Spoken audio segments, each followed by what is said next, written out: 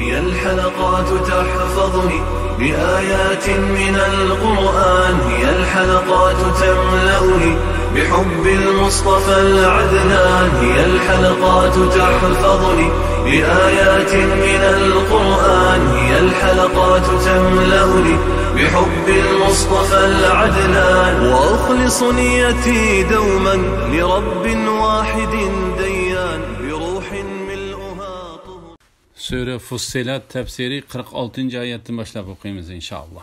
Bismillah, elhamdülillah, salatu vesselam ala Resulillah. Esselamu aleyküm ve rahmetullahi ve berekatuhu. Tövəndi dextanlağa İbn Kəthir rahimehullah'ın Kur'an-ı Kerim tefsiri, Uygurca tercümesi, Fussilat suresi 46. ayetinden başlayıp okuyayım inşallah. Euzubillahimineşşeytanirracim. Kimiki yaxşı iş qiladigan paydası özgüdür ve yaman iş qiladigan zarrimi özgüdür.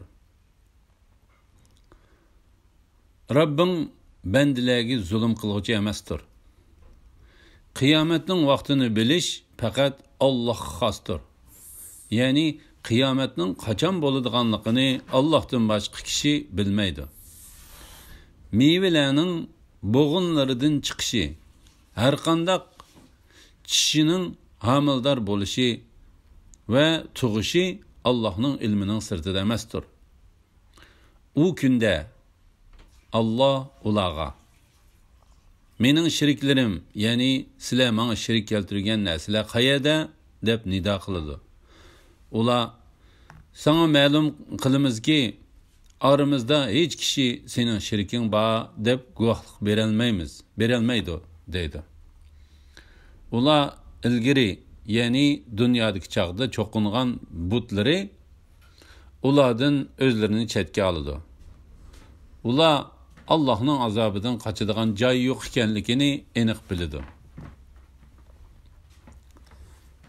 Har bir odamning qilgan amaliga yarasha mukofot va jazoga erishadiganlik to'g'risida. Kimki yaxshi ish qiladigan foydasi o'zigadir. Ya'ni uning foydasi faqat o'ziga bo'ladi. Kimki yomon ish qiladigan zarrimi o'ziga bo'ladi.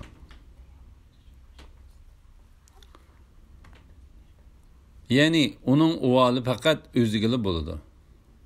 Rabbing bandalarga zulm qilguvchi emasdir. Yani Alloh taolo hech odamni gunohsiz jazolamaydi. Hech odamni uning gunohkor ekanligiga dalil turg'izmasdan va uningga payg'ambar avatmasdan azoblamaydi. Qiyomatning vaqtini faqat Alloh taoloning biladiganligi to'g'risida.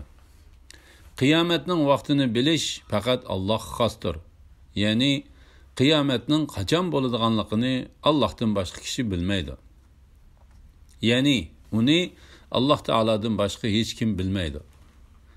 Eng sharafli inson Muhammad alayhissalomdan eng sharafli farishta Jibril alayhissalom qiyomatning vaqtini so'raganda payg'ambar alayhissalom mundaq deb javob bergan. Qiyomatning vaqtidan so'ralg'uchi uni so'rag'uchidan bilimlik emas.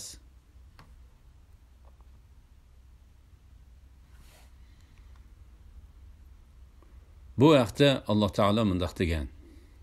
Uni bilish Rabbingga xosdir. Uni faqat o'zi belgilagan vaqtda maydonga chiqaradi. Mevalarning bo'g'inlaridan chiqishi, har qanday tishining homildor bo'lishi va tug'ishi Allohning ilmining sirtida emasdir. Ya'ni hammasi Alloh taoloning ilmidadir. Osmon zimindagi zarrachilik narsimi Alloh taoloning bilishidan chetda qolmaydi. Bu vaqtda Alloh taolo mundaq deydi. Daraxtdan to'kilgan yaproqdan Alloh taolo bilmaydigan birarsi yo'q. Har bir homildor ayolning qo'sig'idikini Alloh biladi. Ya'ni o'g'ilmi, qizmi, birmi, ko'pmi, cho'ngmi, kichikmi, chiroyliqmi, satmi, baxtlikmi, baxtsizmi, ömrü uzunmu, qisqimi, hammasini Alloh biladi. Bachidonlarning kichiklab ketganligi yoki yo'g'inab ketganligini, ya'ni bolaning muddati to'shmay tug'iladiganligini yoki muddati eshib ketib tug'iladiganligini Alloh biladi. Allohning dargohida hamma narsa o'lchamlikdir. Har qanday odamning umrining uzun yoki qisqa bo'lishi Lavhul Mahfuzda yozilgan. Bu haqiqatan Allohga osondir. U kunda Alloh ularga mening sheriklarim, ya'ni sizlar menga sherik keltirgan narsalar qayerda deb nido qiladi. Ya'ni qiyomat kuni Alloh xaloyiqlarning oldida mushriklarga sizlar menga birlikda ibodat qilgan sheriklaringlar qani deb nido qiladi. Ular sana ma'lum qilamizki, aramızda hech kishi sening sheriking bor deb guvohlik berolmaydi deydi. Ya'ni bugun aramızda sening sheriking bor deb guvohlik beradigan hech odam yo'q. Ular ilgari, ya'ni dunyodagi chaqda cho'qingan butlari ulardan o'zlarini chetga oladi. Ya'ni ular ko'zdan g'oyib bo'ladi. Ularga foyda yetkazolmaydi. Foyda yetkazmaydi. Ular Allohning azobidan qochadigan joy yo'q ekanligini aniq biladi. Ya'ni qiyomat kuni mushriklar o'zlariga Alloh taolaning azobidan panohlanadigan panoh joy yo'qligini aniq biladi. Bu vaqtda Alloh taolo mundaq deydi: gunohkorlar do'zaxni ko'rib, uning kiradiganligiga jazm qiladi. Do'zaxdan qochadigan joy topolmaydi. La ilaha illalloh Muhammad rasululloh.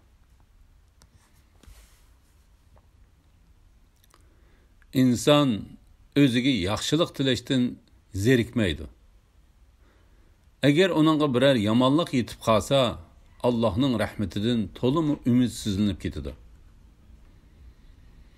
Agar biz uningga kulpatdan keyin rahmatimizni tetishsak, u cho'qim bu o'zimning sa'i ijtihodimdan kelgan, qiyomatning bo'ladiganligiga ishonmayman. Mubodo qiyomat bo'lib, men Rabbimga qaytarilgandimmi, uning dargohida cho'qim jannatga erishiman deydi. Albatta, kofirlarga qilmishlarini xabar qilamiz va ularga qattiq azobni tetitimiz. İnsonga ne'mat ato qilsak, Rabbiga shukr qilishdan yuz o'riydi. Allohning amriga bo'ysunishdan bosh tortib, haqovrlashib ketadi. Agar uningga yomonlik yetsa, Allohga yuzlanib, uzluksiz duo qiladi. İnsonning kulpatdan qutulib, ne'matga erishganda o'zgarib ketadiganlik to'g'risida Alloh taolo mundaq deydi: inson Rabbidan yaxshilik tilab duo qilishdan zerikib qolmaydi. U Alloh taolodan pul, mol, salomatlik va boshqa hojatlarni so'raydi. Agar insonga musibat yoki kambag'allikdek biror yomonlik yetsa, Allohning rahmatidan to'liq umidsizlanib ketadi. Ya'ni uning kallasiga bundan keyin biror yaxshilik erisholmayman degan o'y keladi. Agar biz uningga kulpatdan keyin rahmatimizni tetishsak, u cho'qim bu o'zimning sa'i ijtihodimdan kelgan, ya'ni uningga qiyinchilikdan keyin biror yaxshilik va rizq kelsa, u albatta bu o'zimning kuchidan kelgan. Men buningga Rabbimning dargohida haqliq edim deydi.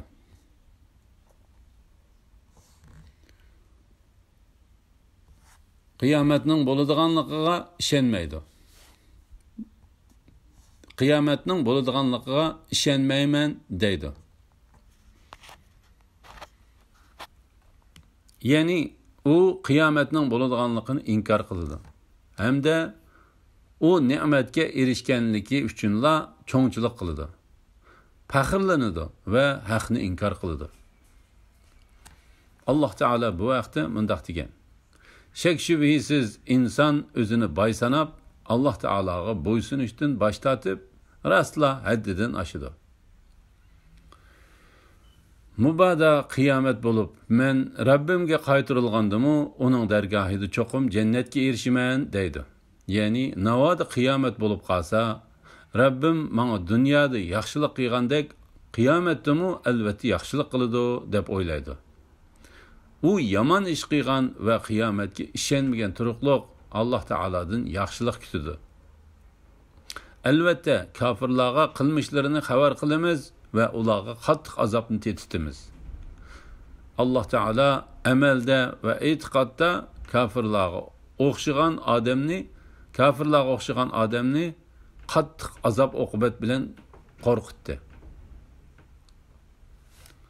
Ondan Allah Taala mundaq dedi: İnsonga ne'mat ato qilsak, Rabbiga shukr qilishdan yuz o'riydi.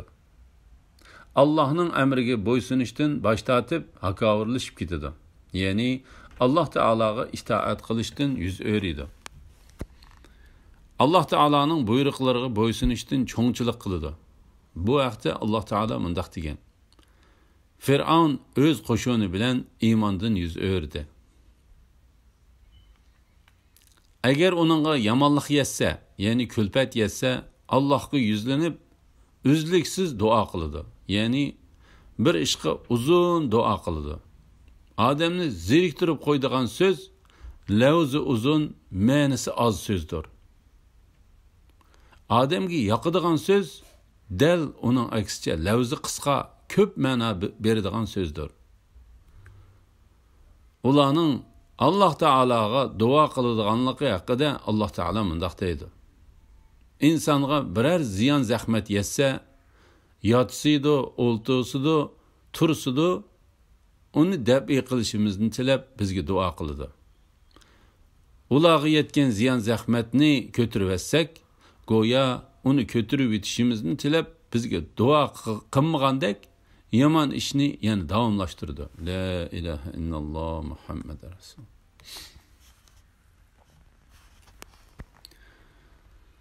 Ey Muhammad sallallahu aleyhi ve sellem, aytqin ki, aytib beqinglarchu, Qur'on men aytgandek Allah tarafidan nozil bo'lgan bo'lsa, sizlar o'ylamasdinlar uni inkor qilsanglar, holinglar qandoq bo'ladi? Haqdan yiroq ixtilofda bo'lgan kishilardanmi gumroh odam bormi? Ya'ni sizlardanmi gumroh odam yo'q. Ularga biz toki ularga Qur'onning haq ekanligi aniq bo'lguncha osmon zamin atrofidagi va o'zlaridagi qudratimizga dalolat qiladigan alomatlarni ko'rsatamiz. Rabbingning hamma narsani ko'rib turadiganligi, sening rostligingning dalili bo'lishqa ularga kifoya emasmi? Bilinglarki, ular haqiqatan Rabbiga muloqot bo'lishdan shaklanadi. Bilinglarki, Allah hamma narsani haqiqatan to'liq bilib turguchidir. Qur'on va uning rostligining dalillari to'g'risida Allah Taala mundaq deydi: Ey Muhammad sallallohu alayhi vasallam, Qur'onni inkor qilgan ana shu mushriklarga aytqinki, aytib beqinglarchu, bu Qur'on men aytgandek Allah tarafidan nozil bo'lgan bo'lsa, sizlar o'ylamasdinlar uni inkor qilsanglar, holinglar qandoq bo'ladi? Ya'ni Qur'onni payg'ambarga nozil qilgan Allah Taolaning dargohida holinglarning qandoq bo'ladiganligi haqida aytib beqinglarchu. Haqdan yiroq ixtilofda bo'lgan kishidanmi gumroh odam bormi? Ya'ni sizlardanmi gumroh odam yo'q. Ya'ni kofir bo'lgan, haq bilan qarshilashgan va ixtiloflashgan, hidoyatdan yiroq yo'lda bo'lgan odamdan gumroh kishi yo'q. Ularga biz toki ularga Qur'onning haq ekanligi aniq bo'lguncha osmon zamin atrofidagi va o'zlaridagi qudratimizga dalolat qiladigan alomatlarni ko'rsatamiz. Ya'ni Qur'onning haq ekanligini, Onun Allah Taala'nın dergahidan Allah'ның payg'ambariga nozil qilinganligini ko'rsatadigan dalil isbotlarimizni ularga oshkor qilamiz. Bu dalilni shaharlarning fathi qilinishi, islom dinining dunyoning har qaysi joylariga tarqalishi va boshqa dinlarning ustidan g'alaba qozonishi qatorliq atrofdagi sirtqi dalillar bilan ularga ko'rsatamiz. La havla va la quvvata illa billah. Mujahid, Hasan va Suddi qatorliqlar ularning o'zlaridagi dalillar degan nuqtada to'xtalib mundaq dedi. Bu dalillar Badr urushi, Makkani fath qilish va kofirlar bilan bo'lgan boshqa urushlarni ko'rsatdi. U urushlarda Alloh taolo Muhammad alayhissalomga va boshqa sahobalarga nusrat ato qildi. Nahaqchilikni va uning jamoasini mag'lub qildi. O'zlaridagi dalillarning insonning o'ziga qaratilish ehtimolimi bor. O'zlaridagi dalillarning insonning o'ziga qaratilish ehtimolimi bor. Masalan, inson nimadan tarkib topgan? Uning jismidagi moddalarning asli nima? Qon va boshqa narsalar qandoq paydo qilingan? Uning ajoyib tarkiblaricha bu haqda tibbiy tadqiqot ilmida keng doirada so'zlangan bo'lib, yaratquchi Alloh taolaning uni naqadar puxta va hikmat bilan yaratganligini ko'rsatdi. Shundaqla har bir insonning o'ziga xos qilib yaratilgan har xil mijozlari va boshqa alomatlarimi shu hikmatning doirasiga kirdi. İnson barliq kuch-quvvati, hiyla-mikrini ishqa selib, qechib qutulolmaydigan taqdirning changili ostida turib, ish harakat qiladi. Bularning hammasi Qur'onning rostligiga dalil isbotdir. Subhanalloh, la ilaha illalloh, Muhammad rasululloh. Rabbingning hamma narsani ko'rib turadiganligi sening rostligingning dalili bo'lishqa ularga kifoya emasmi? Ya'ni Alloh taolo bandalarining qilmishlarini ko'rishga, so'zlariga guvoh bo'lishqa kifoyadir. Alloh taolo Muhammad alayhissalomning Alloh taoloning dargohidan elib kelgan vahiyni yetkazganligida rostchil ekanligiga guvohlik berdi. Bu vaqtda Alloh mundaq deydi. Lekin Alloh sana nazil qilgan Qur'on orqali payg'ambarligingga guvohlik berdi. Alloh Qur'onni boshqalar bilmaydigan o'ziga xos ilmi bilan nazil qildi. Bilinglarki, ular haqiqatan Robbiga muloqot bo'lishdan shaklanadi. Ya'ni ular qiyomatning bo'lishidan shaklanadi. Shuning uchun ular Alloh bilan uchrashish to'g'risida fikr qilmaydi. Qiyomat haqida hech narsa bilmaydi. Uningdan hazar aylamaydi. Balki qiyomat ularning nazarida botildir. Ular uningga parvo qilmaydi. Ammo qiyomat cho'qim bo'ladi. Sheksiz yuz beradi. Alloh taolo o'zining har narsaga qodir ekanligini, hamma narsani bilib turadiganligini, qiyomatni barpo qilishning o'ziga nihoyat oson ekanligini muqarrarlashtirib mundaq deydi. Alloh taolo haqiqatan hamma narsani bilib turg'uchidir. Hamma narsani to'liq bilib turg'uchidir. Ya'ni jami maxluqotlar Allohning boshqarishi ostidadir. Alloh taoloning changilidir. Alloh taoloning bilishi ichidadir. Alloh taolo ularning hammasini o'z hukmi bilan idora qilguchidir. Alloh taolo xohlagan ish bo'ladi, xohlamagan ish bo'lmaydi. Alloh taolodan boshqa hech iloh yo'qdir. Alhamdulillah. Shuning bilan sura Fussilatning tafsiri oxirlashdi. Jami hamd sana va madhiya Alloh taolo xosdir.